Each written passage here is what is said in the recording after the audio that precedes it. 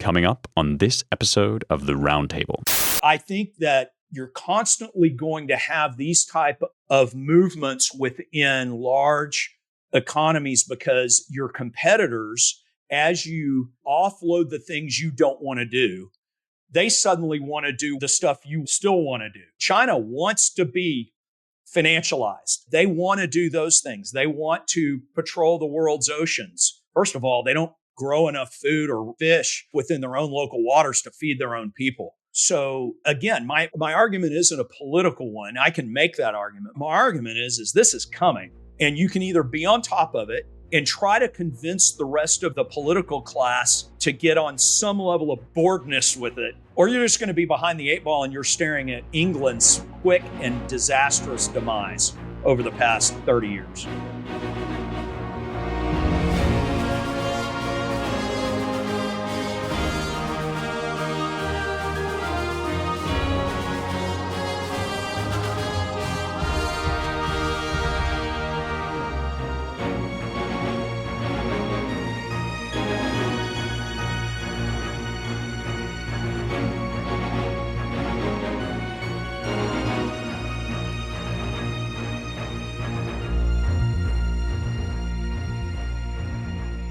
Welcome, everyone, once again to the Roundtable, the editors and publishers podcast here at the American Mind at the Claremont Institute. I am your host, Ryan Williams, president of the Claremont Institute and publisher of the American Mind and the Claremont Review books.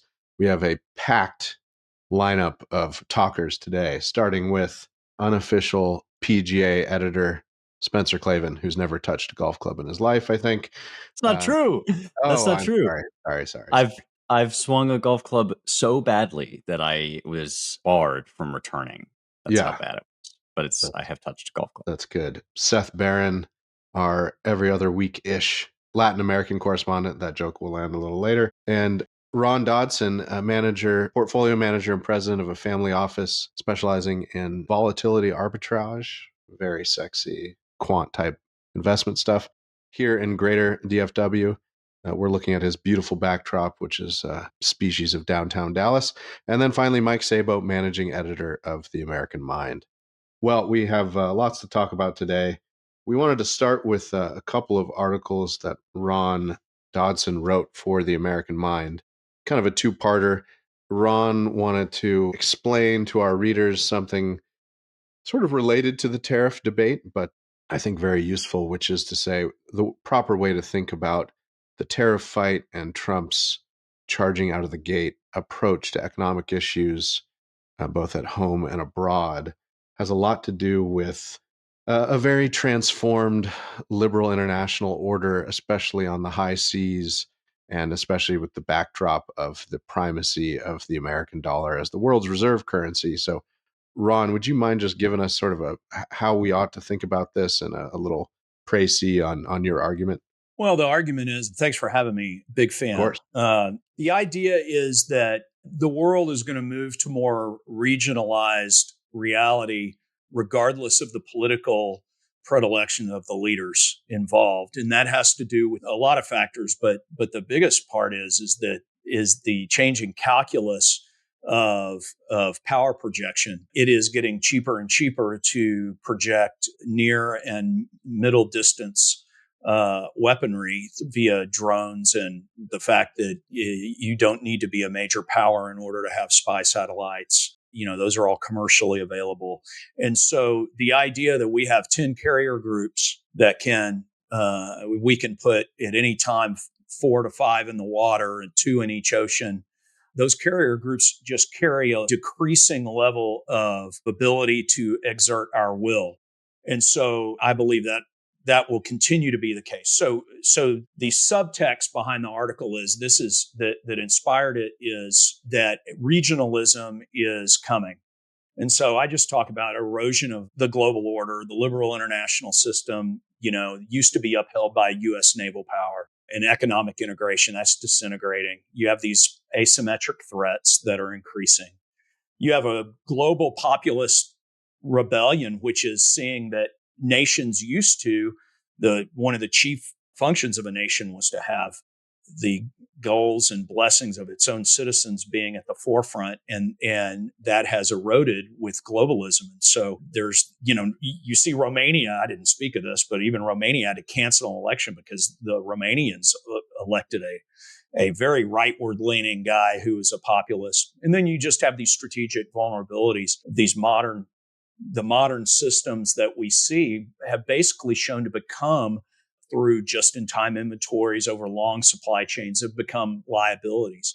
And that's really that's the eastward-looking argument that I dealt with in part one. In part two, Europe has, in many ways, has kind of left the American ideal. We lifted it up with post-war via the Marshall Plan, and we needed a little brother or a collection of little brothers in order to keep the Soviet Union at bay. But since the fall of the Soviet Union and the lessening threat, regardless of what you think of Putin, there has been a cultural and economic drifting that has made Europe less of a reliable partner. And you've seen the same thing since Cameron was replaced by Trudeau, the same thing happening in Canada. So I think we're moving towards a multipolar world. And so the tariffs are an attempt to get on top of that. And we can argue, I think the administration is split among two different camps as to whether or not shock and awe was the best, or more the Besant group that I believe thinks of using it as more of a poker chip. But I think that's the underlying understanding of what's going on. And then we can talk about, if you want to, the mechanics of like Dutch disease and these other ideas that underlie the argument that I make. Yeah. So one of the counters we might have to this emerging narrative amongst Trump critics is that he's smashing the old and bringing in the new multipolar world to America's disadvantage. And part of your point is this was coming no matter what. And Trump, in a way, acknowledges that, if instinctually, and wants to shape it. I think it was very apparent in all the way back in the run up to his first administration, where admittedly ham-fistedly, and he was making overtures to Russia, in order to counterbalance what he saw as a coming threat and a coming realization of this multipolar world in China. But yes, I think he was really trying to play the shock and awe game. In business, my family business is in multifamily real estate, and we actually used the same lending team as Trump did with Lehman Brothers back in the day when that was a going concern. Neither his deal nor us were the reason for Lehman's demise. But you'd hear stories, and I mean, the guy, like him or not personally, he was a brilliant, it's, well-trodden ground that he is a great deal maker. But some of the his gut on structure and deal structure and understanding capital risk in the stack was pretty preternatural, honestly. And you'd hear stories about it. And the lending team didn't like that because normally it's the lending guys who are some of the smartest financial guys in the room, to their advantage to exert more control over a situation. And Trump was always, they would always complain, this guy, we can't get anything out of this guy. So pretty interesting. So you've anticipated, I guess, what was going to be my question, which is the piece, which I think lays out a very convincing overview of the situation. And I think you're right that this is not something Trump caused or could have the power even to cause. He's anticipating it, reacting to it. But my question then next for you is, what do you make of his reaction? I mean, do you think that this is by and large an effective route? Does it have a good chance of succeeding? And I'm not yet asking sort of politically, I know it's going to cause all sorts of problems for him, but just, this Liberation Day approach, which obviously made such a big splash. What was your reaction to that? Well, again, I think the lost in the media's attempt to frame everything as poorly as possible, and the market, I knew the market was going to respond in a negative way, just simply because of the increased risk and the upsetting of the apple cart. And there's so many systems built around the old, call it the old order, so to speak. But the knowledge that should have come to fore that, look, the entire economic system was a rentier arrangement with us paying the rent. And I think he has a great gut. I think the messaging and the rollout could have been done could have been done better. I'm probably more along the lines of Besant on how this could have been rolled out. But I don't think you were ever going to have a super smooth rollout because there were too many vested interests in the other way. But it's a sovereign issue. Tariffs are simply economic/financial borders. That's all they are. And just like physical borders, you can manage borders well or manage them poorly, but you don't get away from the fact that they should exist. I think everyone on the right agrees that borders serve some purpose. And tariffs, and I'm not, I was a part of the Ludwig von Mises Institute when I was younger. But I think you need, I'm with Hoppe in the sense, not to get too much into the weeds, but Hans Hermann Hoppe basically makes the argument that if you want a federalized, very liberal economic arrangement within a unit, you need a strong sovereign on top with borders that help guarantee it. And so I have great sympathy to that, because otherwise what you end up doing is you not only give away your sovereignty, and we all know about the deindustrialization and all that, but you create the situation where the dollar itself almost becomes this natural resource that eats the rest of your economy. And so the financialization, everybody who's not everybody, obviously, but if you're, I can't tell you the number of young guys I meet with who, well, I just want to go into finance. And I'm like, well, have you considered engineering or manufacturing, or have you considered these? No, I want to go into finance. Has eaten the rest of this necessary part of the economy that should exist to serve a productive economy, really has become the economy. I think that's troubling, but very poorly understood. And I don't think there was any way you were going to get away with this being a smooth rollout, even if it was Besant-Maxxing. It was rolled out slowly and all this. Yeah. I think it was going to be somewhat ugly regardless. But you can have your ugly now, or you can have your ugly later. He said that in his speech. He said, there's going to be a little turbulence, not as much as people think, but we can handle it. So it's right.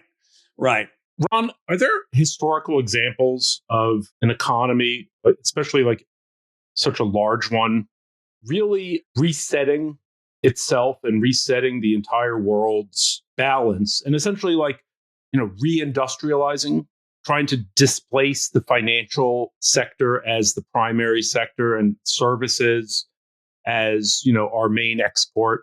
It's such a colossally massive project that essentially has to happen in the next 18 months for it to be politically viable. I'm just wondering, is there anything in the world ever that's worked like this successfully?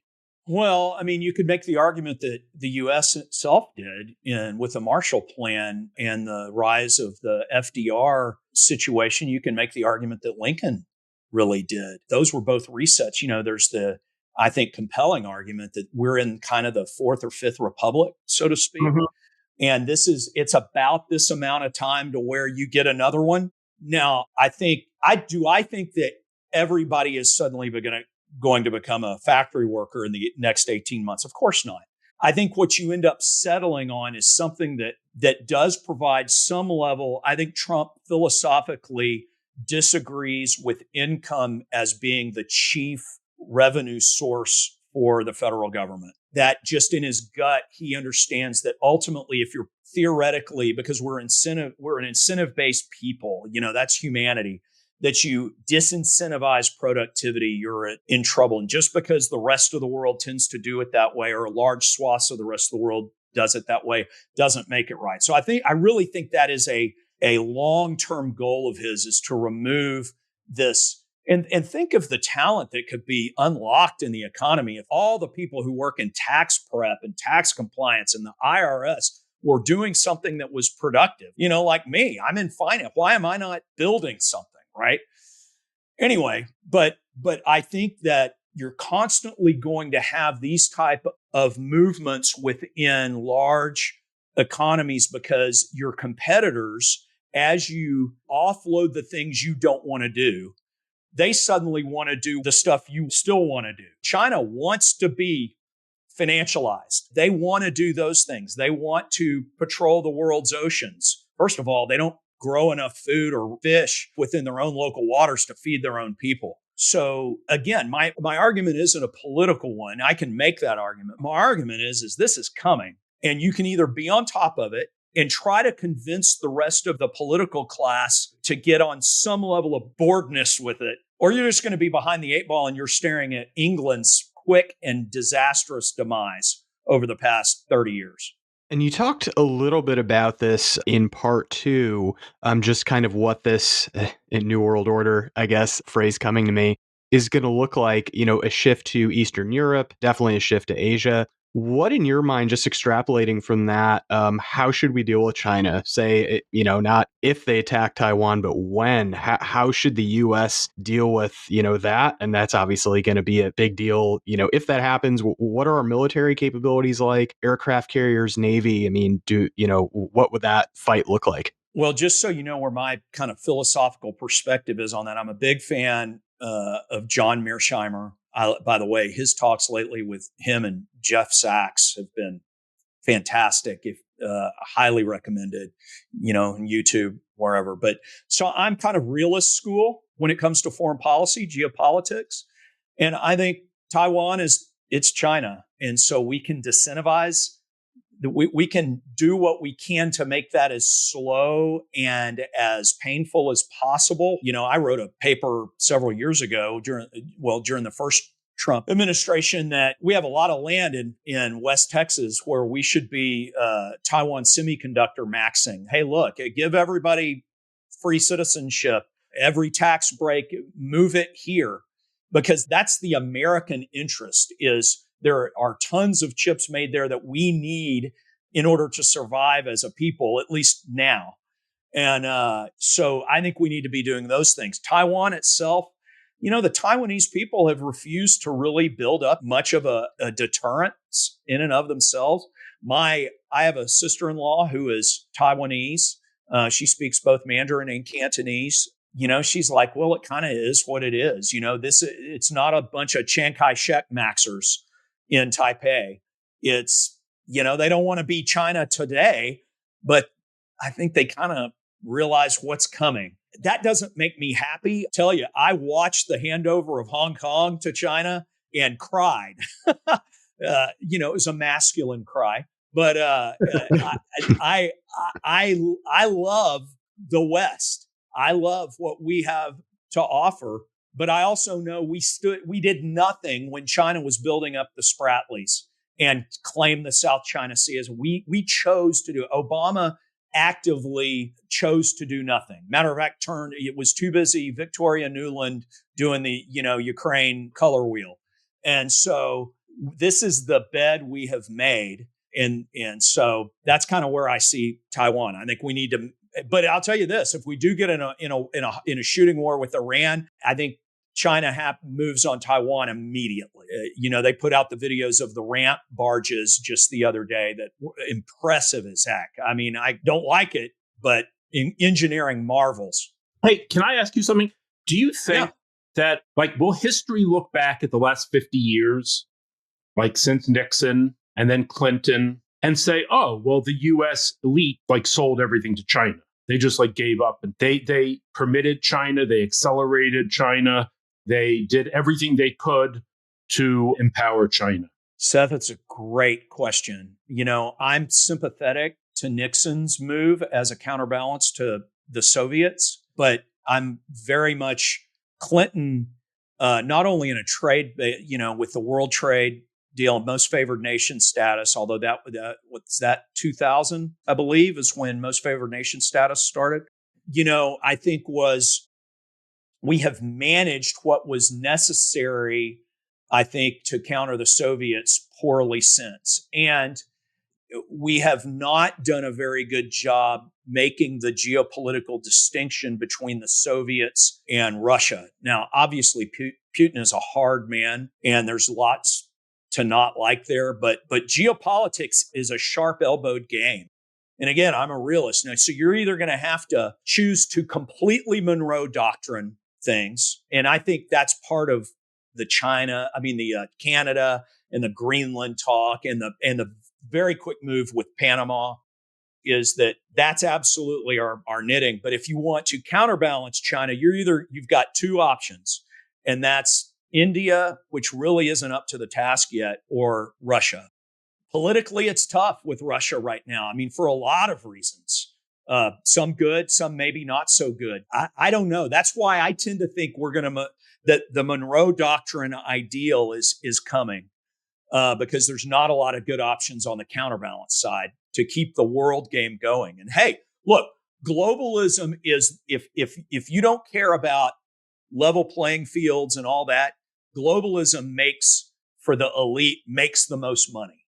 It Pareto maxes. It's Pareto times rentier times leverage. I think we on the right understand Pareto as a reality, but the question is, do you think that Pareto times rentier times leverage is the best reality? Yeah, and to channel Angelo Codavilla and to draw the analogy with Russia and Ukraine, we published an excerpt from Angelo's last book, which was published posthumously at the American Mind, called What's Russia to Us? And this was published in late 2019, before the invasion. And his point about Ukraine was, look at a map, and it equally applies to Taiwan. Look at a map. Ukraine is Russia's near abroad. It's a large section of it in the east was Russia for a long time, more or less. It's got a lot of Russian speakers in it. They will perennially be much more interested in Ukraine than we can ever be. And so we got to find ways to stay out of each other's way.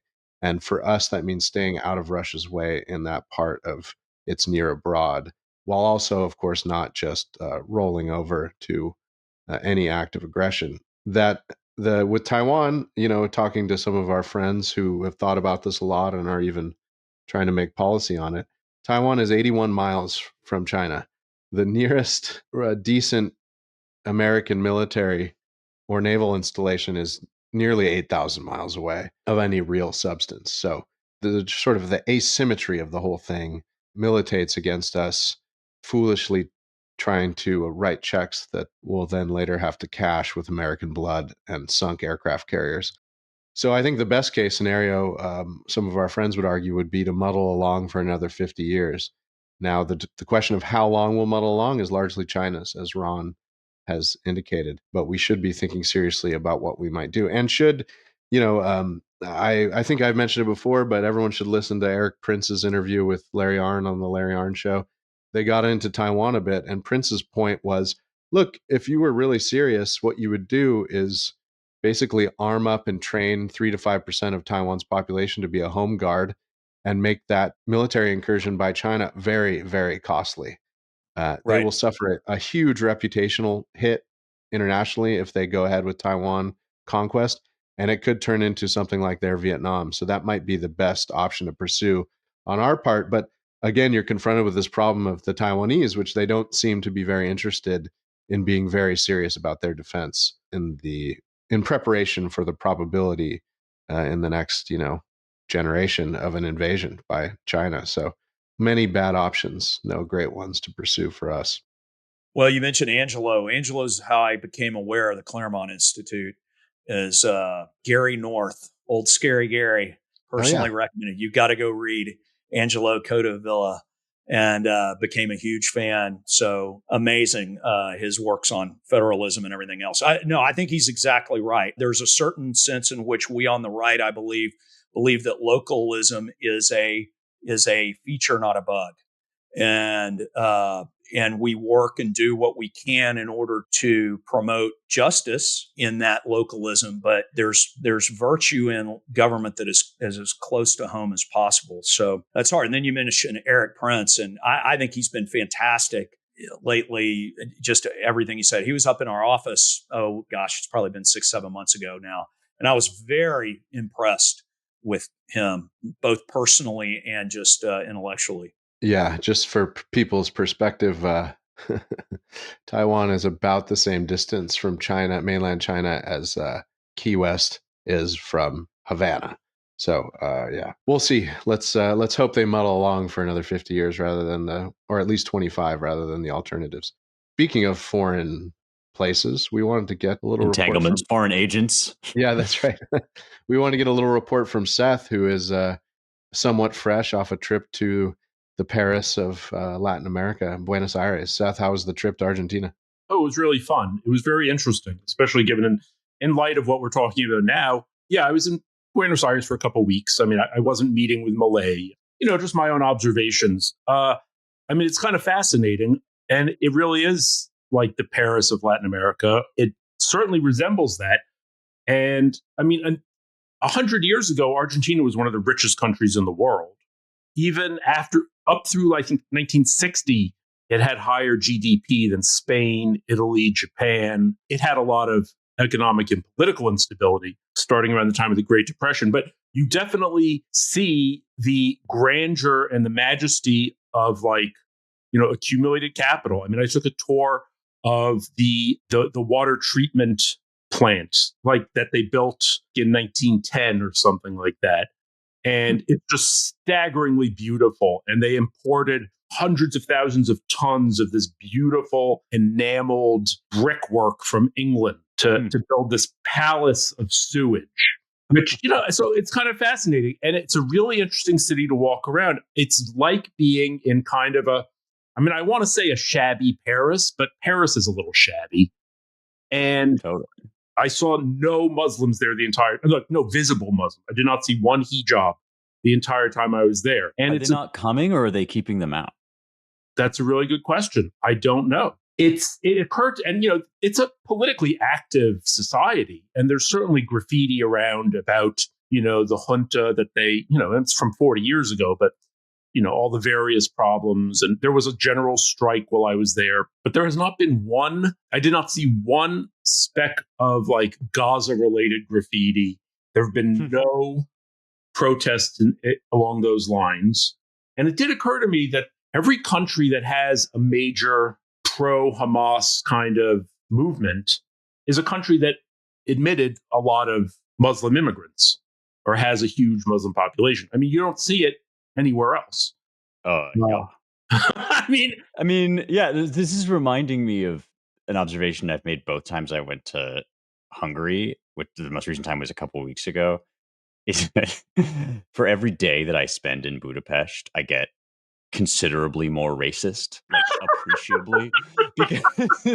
And allow me to explain and defend myself just a little bit. Like, this is basically a one race society. So like it's got tiny minorities. And what you see when you walk around are the effects, I would say, of social trust, right? I mean, there's all this evidence, unsettling evidence for those of us that want to live in a multiracial republic, that when you try to assimilate a variety of different races and cultures, even if you have liberal values, even if there's sort of a general bon ami and goodwill all around, this thing called social trust goes down. You feel less comfortable leaving your door unlocked. You feel less comfortable walking unaccompanied late into the night. And in Budapest, you just like wander. Like, I had terrible insomnia because I'd never adjusted to the time difference. So I would just wander out into this gorgeous European city at like 3 a.m.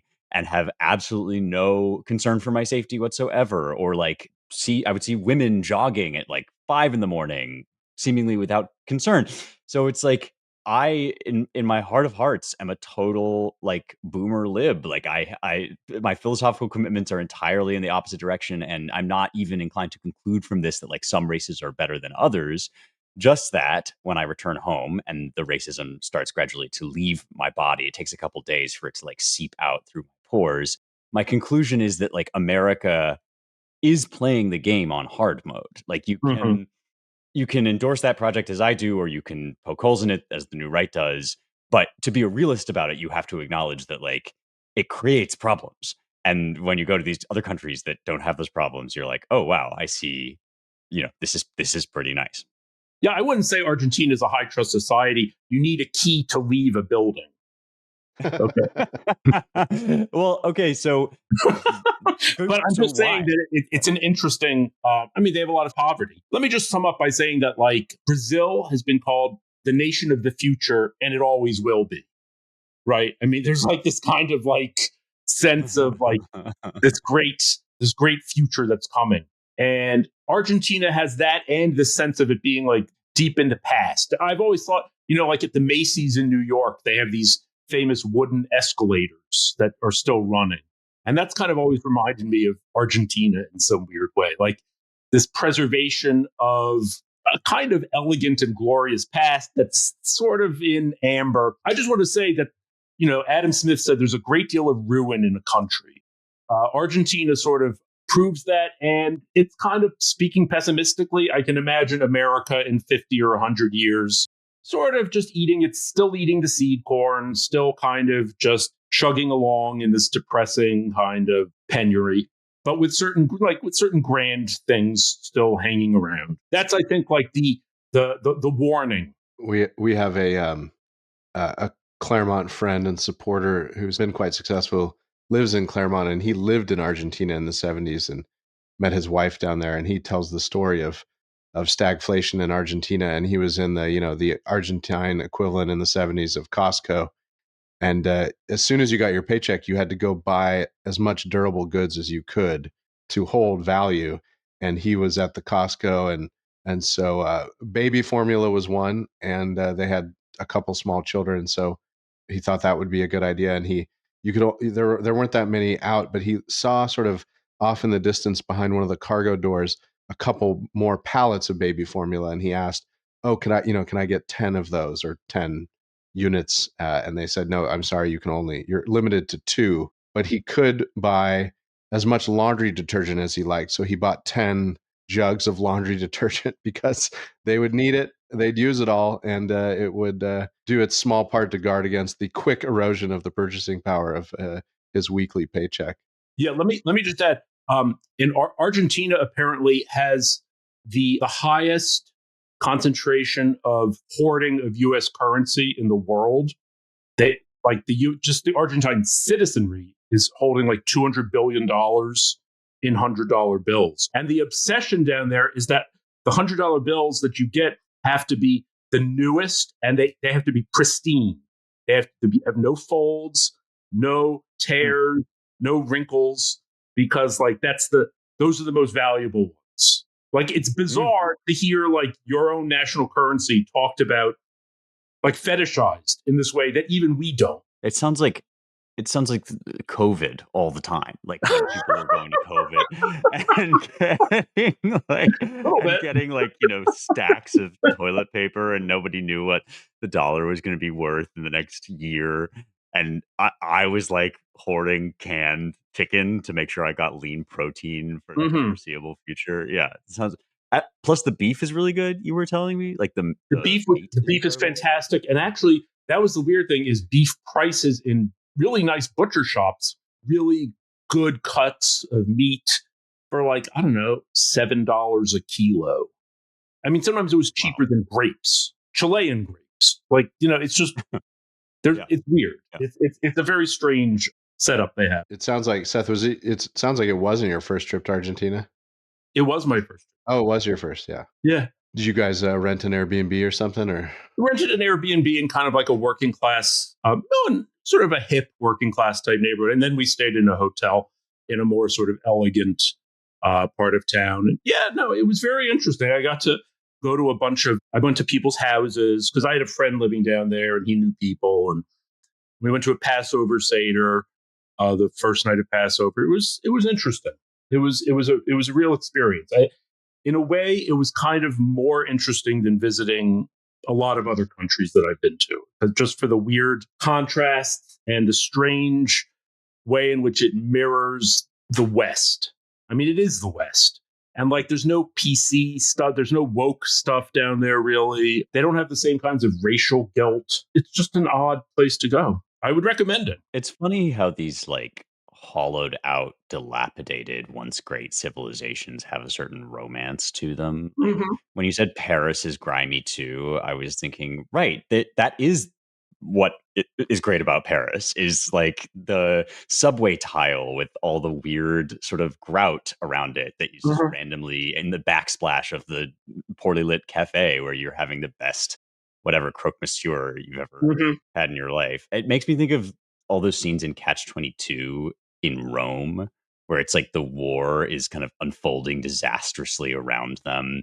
And the little old man is like, well, ever since we tried to conquer the world in our empire, we've just sort of taken a back seat, to history. And we sit here and we eat our fantastic food and we have our beautiful art. Like, I I'm enough of an idealist. I'm still against this future for the United States. I want to go to Mars and like digitize our grand designs. But maybe Ron can draw up the plan for that as we create the interest block of the West over and against China. My only comment with that is we need to be robotics-maxxing. I think that's still part of our competitive advantage is leveraging that aspect. If we want to build more things, it's going to have to be on the backs of leaps in that area. Like I said earlier, I don't think suddenly in 18 months, we're all going to be sitting at a sock factory knitting or something. So speak for yourself personally. No, maybe you like socks. I don't know. I've always just it'd be a real step up for me, from itinerant ink stained wretch to sock knitter would really be a promotion. But no, it sort of seems like Elon may be turning his attention to this. That he's kind of like bored with Doge, and now he's going to go back to trying to automate all his factories or whatever. Yeah, and we have NVIDIA coming to Greater Houston, right? So speaking of Taiwan, yeah, I mean, like if in fact the unfortunate future of Taiwan is to become a protectorate of China, like we need chips too, I suppose. Yeah, certainly. I'll just plug also Argentina's neighbor where I did my honeymoon, Chile, a wonderful place to visit. It's got everything. It's like a weird hemispheric mirror of Central California. You can close your eyes and sort of open them again and you think you're in California. Great wine. And then you have something California doesn't, which is Chilean Patagonia, Straits of Magellan, which is it's all beautiful down there. So I recommend everyone check out Chile. And you could really spend 2 months there and just get a taste of it because you have the desert up in the north, you have the Lake District in the center of the country, you have Santiago and Valparaiso in the north center of Chile. You have skiing, great skiing and snowboarding in the Andes. And it's part of the reason we went there is because we were newly married, obviously, and wanted to start a family. And the Zika virus was a problem in all of Latin America, except Chile, because the Andes kept the mosquitoes from getting over the mountains with Zika. It's got this wonderful natural barrier too that would make it hard to invade, but also keeps other bad bugs out too. It's a fascinating place. Yeah, if you look at South American dialects, it's strange. It's Chile and then everywhere else. The way the mountains have really segregated in many different ways. Okay, don't get a hedge fund manager talking about linguistics, but it is interesting. What are you talking about? You're speaking my language. This is that's awesome. I mean, to return again to my beloved motherland of Hungary, Hungarian is similarly, fascinatingly, a linguistic isolate for similar geographic regions, meaning that like it's been disconnected from the cultural influences that created the Indo-European language family, to which belong so many other European languages that all have kind of similar sounds, and even English is sort of related. But if you go to Hungary and just listen without any instruction to their language, you can't piece anything. You can't, no matter how many other sort of like related nearby languages you speak, you can't pick anything out. It's kind of cool the way this stuff works. The other thing about South America, my only contribution since I was there in college so long ago, is that like they have other fruits that we don't have here, which is crazy. Like talk about globalism. You grow up basically sort of living in a world where all objects are infinitely permeable through space and time, and like nothing that is cannot be where you are. And then suddenly you're like, oh, here's this kind of banana, but it's got segments, or like here's this alien egg looking thing, that I've literally never seen before. And how is there even a flavor that I haven't tasted? So that I kind of appreciated that there was still some stuff that's like actually local. Other fun fact about Chile, especially if you're driving around as I was, the blood alcohol content, a legal limit is 0.0. Apparently they experiment. It was that for a long time. And then I forget when, but maybe in the 80s or 90s, they experimented raising it to maybe the US standard of 0.08. And it was a complete and utter vehicle disaster. So they abandoned it and went back to zero tolerance. Thanks. You got to come to Nashville for that.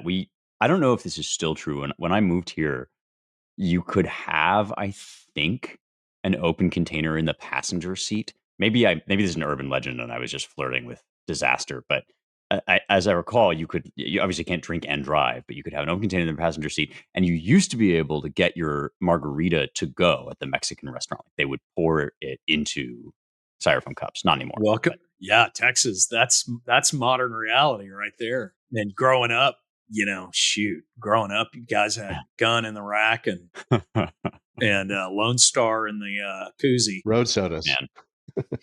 Road sodas. You guys seen that documentary where they're interviewing people about the possibility of outlawing drinking and driving? It's like before it's illegal. And they're thinking about passing the law. And all these people are like, this is an abridgment of my freedoms. If I've had a hard day at work and I want to crack open a beer on the ride home, like, this is the nanny state.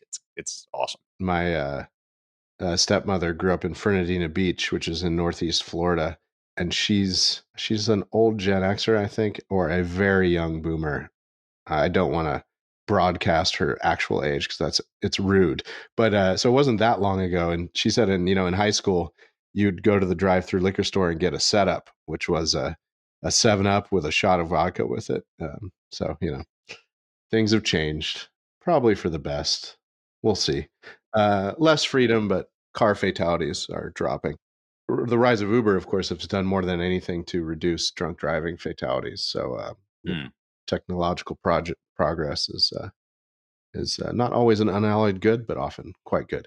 Well, with that, we should talk about this case of Kilmar Abrego Garcia, an alleged MS-13 member who came here when he was 16 in 2012 and was at an immigration hearing, a deportation hearing in 2019, at which he made the argument, so during the first Trump administration, at which he made the argument that he wanted asylum, but at that point it had been too long.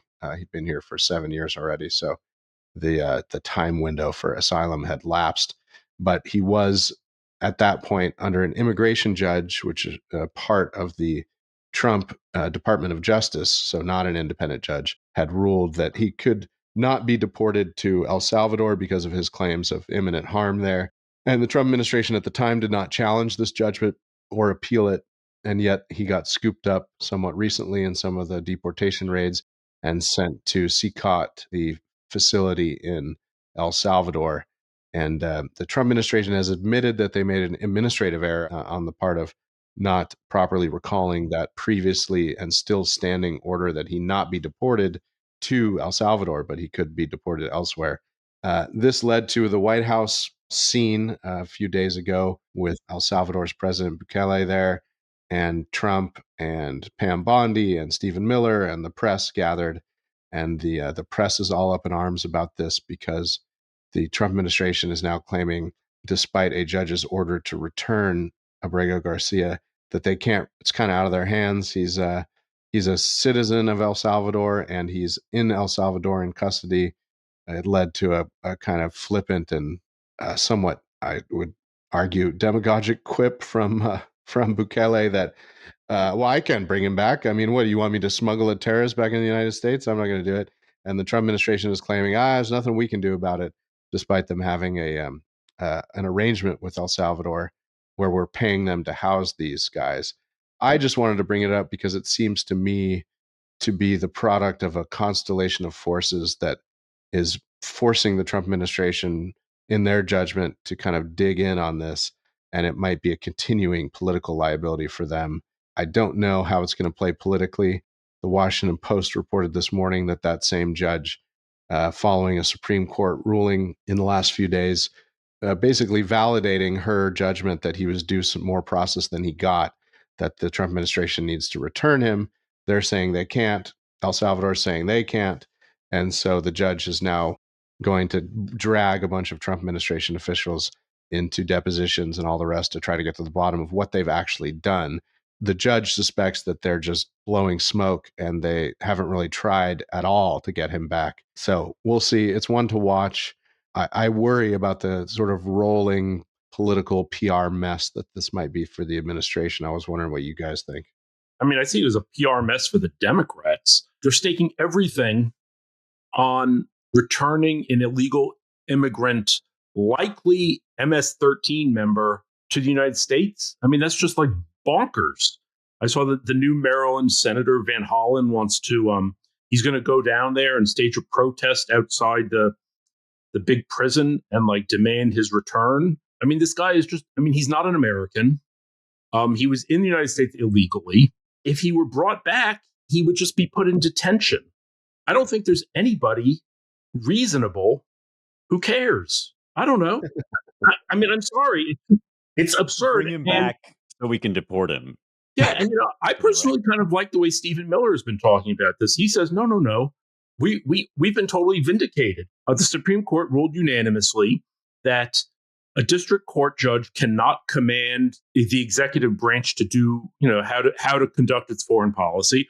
All they said was they have to facilitate his return if he's going to return. And it doesn't sound like he's going to return because Bukele's not letting him out. And that's all there's to it. And if he got returned, he would just be put back. He would be put in detention. It's frankly absurd. And I really think that, look, due process is great. Obviously, it's like the essence of our constitutional order.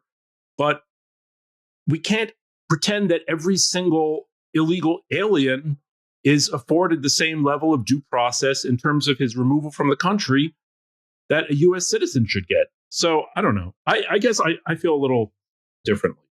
If the Trump administration is able to shift the narrative in that direction, right now it feels like, and maybe this is just a function of my media diet, but it feels like for the first time since the Trump election, the left is winning the framing war on this one. Like the Michigan father, which is how he's being portrayed, it has kind of gotten like Maryland father. Right. Sorry. The Maryland father thing, it has kind of gotten memed into everyone's brain. And it creates the situation. Somebody who didn't ask to be quoted, so I will just say, a friend of the pod said that this enables the left to weaponize compassion again, which is their most dangerous technique. And I think you're right, Seth, that like when you actually get down to the heart of what's being debated here, it's like an incredibly niche concern for a not particularly savory character. Where if I were asked what the right answer is, I would probably say like he was due other process than he got, and that's bad. But like messaging wise, it does not feel as if the Trump administration has really won this yet.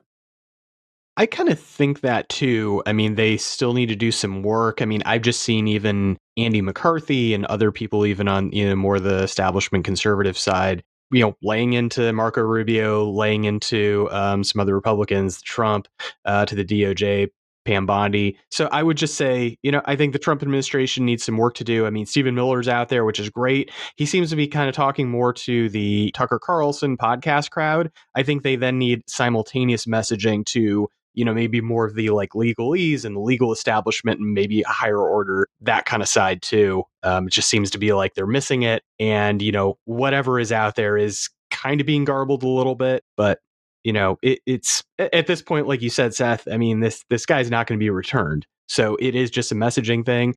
And I would also, too, simultaneously try to make the Democrats, just let them do what they're going to do. I mean, so the Democrats are the party of this El Salvadorian and not even American. The Democrats are also, flocking to this black teen who just stabbed this kid at a track meet.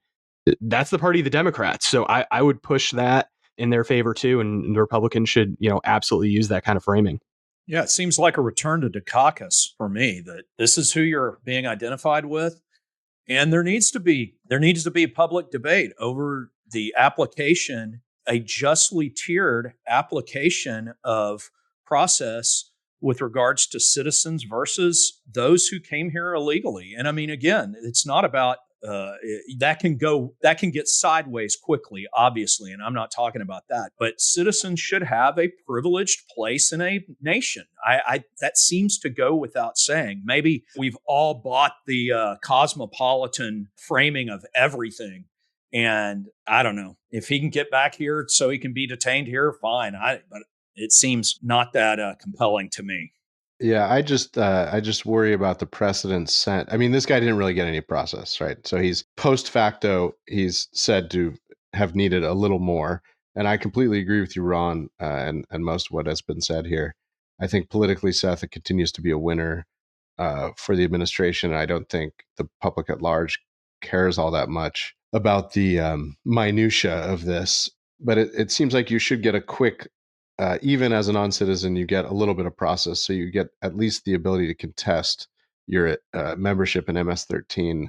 That does not seem to have been substantiated, although it's claimed on some loose evidence. But it was established years ago, like by judges, 2 judges, by the Prince George's County Police, by ICE. They keep saying, well, where is the evidence? But apparently some judges had already ruled on it. It was brought up in a bail hearing at some point. Look, the guy is not a great or savory character, to be sure. It's also being reported today that his wife, who is now his great champion, had a restraining order on him starting in 2021. So the optics are not. I continue to be pretty good for the administration. It's again like it's like they've got to find better martyrs. Yeah, their martyrs always suck. Yeah, because all the good martyrs are on our side. Yeah. No, they really do need the kind of like avuncular model non-citizen, if I can put it that way, who has a squeaky clean record, who's just a dentist or something. You guys don't think the tatted up gay hairdresser is a winning everyman for the American public? I'm shocked. No, it's like my face tattoo is not an MS-13 tattoo. It's just a youthful indiscretion. My friends were all doing it. So he has this asylum claim because like another gang wants him dead, which is in itself sort of indirectly incriminating because it's probably evidence of his gang activity. Like Spencer, I take all this point. I read in the Washington Post that it was just his family's pupusa business that was being extorted. Come on, why you got to sully him with gang rivalries? The poor pupusa salesman from Maryland or Michigan or whichever state it is. First they came for the pupusa salesman, then they came for me. He's just an austere Maryland father. I mean, why are you guys ragging on him? Oh my goodness. Anyway, we'll watch it. Between this and my declaration of racism from Hungary, this is like the podcast that's finally really gone off the rails. Do us all in. I know. Shut it down, Ryan. Shut it down. We should say that you all didn't see that Spencer gave air quotes to racism when he talked about his racism rising. No, it's my ultimate point is that I don't wish to endorse the racism that I feel entering my body in Hungary. I just feel we should all be honest about the cost in social trust that comes with building a multiracial republic, which we should desire for reasons articulated in our founding documents. That's all. Now that we've pissed off everyone, I just want to vindicate my recommendation of the Masters. It was one for the ages.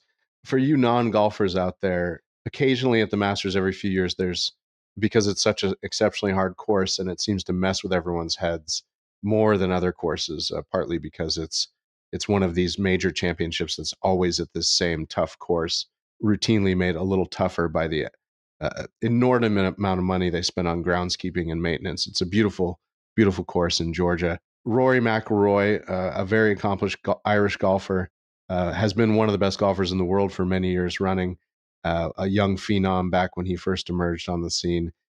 I will just say, so I'm a decent golfer. And if I catch a 7-iron flush and hit it straight or with a little bit of a draw, I'll hit it 160 yards. Rory McIlroy had a 7-iron sort of with some tree obstructing him. He couldn't hit it straight.